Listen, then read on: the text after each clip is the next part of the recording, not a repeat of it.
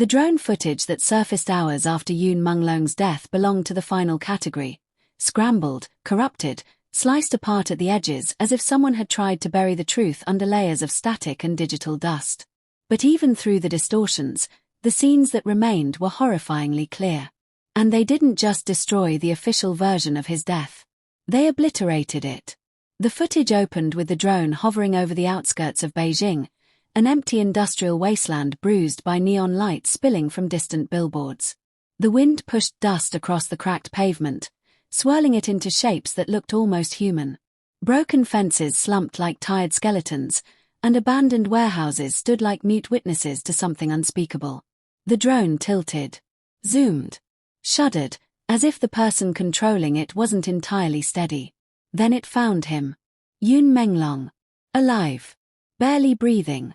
Bound to a rusted metal pillar in a forgotten lot behind an old textile factory. But the strangest part wasn't the ropes. It wasn't the bruising. It wasn't the position of his body, slumped but still conscious. It was the circle around him. Symbols drawn in chalk, white, perfect, geometric. The same symbols that appeared on the wrist of the man who had chased him weeks earlier. The same symbols whispered about in connection to the 17-person list. The same shapes seen reflected in the window the night the guests fled the apartment in terror. The chalk circle wasn't decorative. It was a warning. A boundary. A message. And someone was delivering it. A man stepped into frame, hooded, face hidden, moving with the same predatory calmness as the figure seen in the apartment doorway that night. He walked around Yoon Menglong as if studying him, as if memorizing each wince, each breath, each flicker of pain. The drone dipped lower. And Yoon Menglong spoke. His voice cracked, hoarse, nearly shredded, but his words were unmistakable. I saw what you did at Building 408. I know who you took. I know what the list means.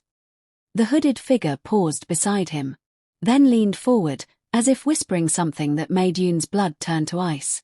The drone's microphone didn't catch the whisper, but Yoon's reaction did. His entire body tensed. His breath hitched. His eyes widened, not with fear, but with recognition. He knew the person behind the hood. He knew them well.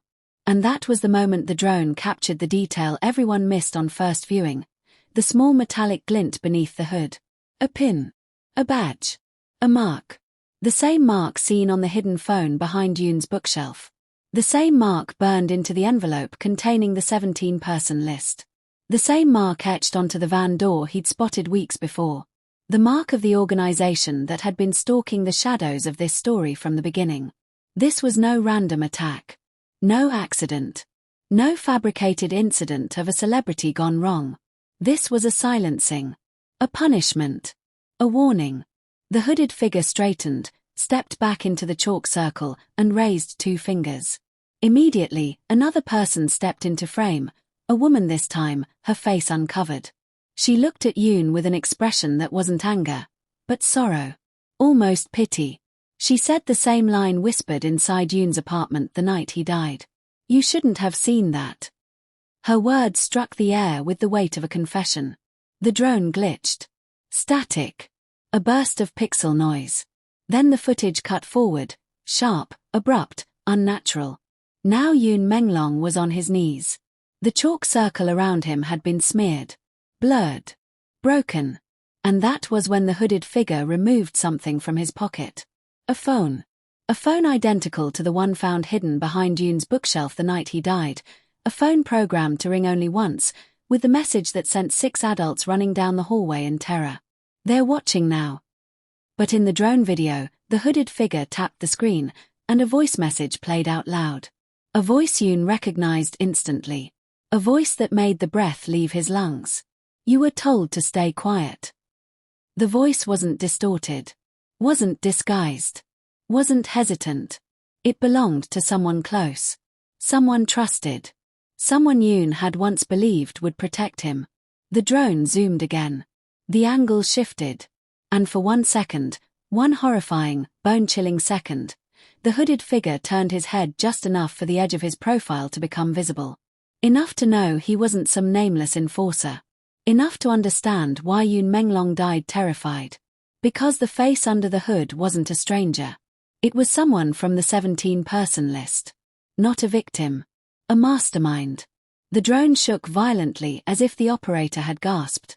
It spun around, pointed toward the sky, then dropped again, panicked, unstable. It hovered just long enough to catch the final scene. Yoon Menglong lifting his head, eyes burning with defiance despite the pain twisting through his body. He spat blood at the ground and whispered, "You won't bury this. Someone will find it." The hooded figure stepped into the circle once more. And with a calmness that made the world seem colder, he replied, "They already tried." Static ripped across the screen. The drone jerked sideways. For 3 seconds, the footage turned into a storm of digital snow. Then, the last frame. Not Yoon Menglong. Not the hooded figure. Not the abandoned lot. But the drone itself, falling sideways into the dust, capturing only a blurred hand reaching toward it. A hand wearing the same ring seen in security footage from the apartment building the night everyone fled. A ring engraved with the same symbol as the chalk circle. The symbol of the shadow organization Yoon uncovered. And the screen faded to black. Across the bottom, one final line of corrupted text flickered before disappearing entirely. You saw what he saw. The leaked drone footage didn't just expose what happened in the abandoned lot. It opened a door into the moments before the torture began. Moments so chilling, so meticulously orchestrated, that anyone who watched the raw clip felt their pulse stutter. Because the first seconds, the ones the corrupted file barely held onto, captured something far more unnerving than ropes or bruises. They captured Yoon Menglong's arrival. The drone had been hovering much higher at first, just a blinking speck in the evening sky. Down below, the world looked harmless, just wind brushing over slabs of concrete, a few tilted light posts humming weakly, and the distant glow of Beijing's skyline pushing through the haze. But then a black van rolled into frame. Slow. Controlled. Too careful to be random. Its tires crunched over gravel like bones under heavy boots. The vehicle paused at the center of the lot as if waiting for permission from the shadows themselves. A door slid open, and 2 figures stepped out, both dressed in dark clothing, both moving with a precision that suggested they weren't amateurs or thugs for hire. These were professionals. People who didn't make mistakes. People who didn't speak unless necessary. And between them, Yoon. His hands tied. Head bowed. Still fighting, even if the fight was silent. The drone MIC was faint, distorted, but it caught his voice, just barely. Look at the cameras. They're already here. One of the figures shoved him forward, but not hard. Almost respectfully. Almost regretfully.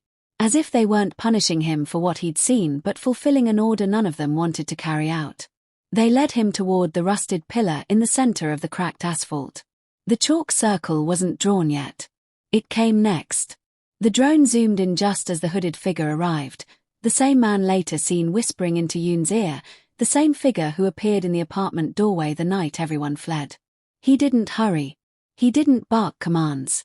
He simply bent down, removed a piece of chalk from his coat pocket, and began drawing perfect geometric patterns around Yoon's feet. The lines were too sharp to be improvised. Too specific to be symbolic. Too identical to the marks seen on the hidden phone and the envelope containing the 17-person list. Every stroke of chalk was deliberate. Every curve felt like a ritual. The figure never looked up as he worked. But Yoon did. His breathing was heavy, but his eyes burned with something that wasn't fear. Not anymore. Defiance. He watched every line being drawn, memorizing them, imprinting them into his mind as if he knew he wouldn't get another chance to speak the truth out loud. The drone captured the intensity in his gaze, an intensity so sharp it pierced through the static and pixel noise. He was still resisting. Still fighting. Still refusing to die in silence. The moment the circle was complete, the hooded figure rose with slow, cold grace. He brushed the chalk dust off his gloves and nodded to the others. They stepped back. Not far, just far enough to let the leader approach Yoon alone. The drone dipped closer. The figure stopped inches from Yoon's face, the shadow of his hood swallowing every identifiable feature. His voice came out low, steady, terrifyingly calm. You saw too much. Yoon inhaled through clenched teeth. You shouldn't have done that to Building 408. The figure said nothing for a long moment. The wind rumbled past like a warning. Then he exhaled softly, almost disappointed. You should have walked away. Yoon's answer cut the air like a blade. You should have left them alive. The drone feed flickered violently at that moment, white static tearing across the screen as if the footage itself couldn't withstand the truth being spoken. When the recording stabilized again, the hooded figure was no longer facing Yoon. He was facing the drone. Not directly. Not fully. But enough. As if he sensed it. As if he knew he was being watched. He lifted a hand, 2 fingers raised, not threatening, not aggressive, but acknowledging something or someone beyond the frame. A gesture that said, I see you. I know who you are. I know why you're here. And just like that, the drone backed up a few meters, the operator clearly startled. The machine jostled in midair, losing balance for a moment before regaining its hover. The hooded figure returned his attention to Yoon. He knelt in front of him as though performing a confession. Then he whispered something the drone couldn't record. But Yoon heard it. And whatever the words were, they made him tremble, not with fear, but with anger so fierce it cracked across his features like lightning. He rasped. You're making a mistake. The hooded man tilted his head. No, he murmured. You did. The footage jittered again. The drone fought to remain steady. And the scene faded into the first act of the torment the world was never meant to see.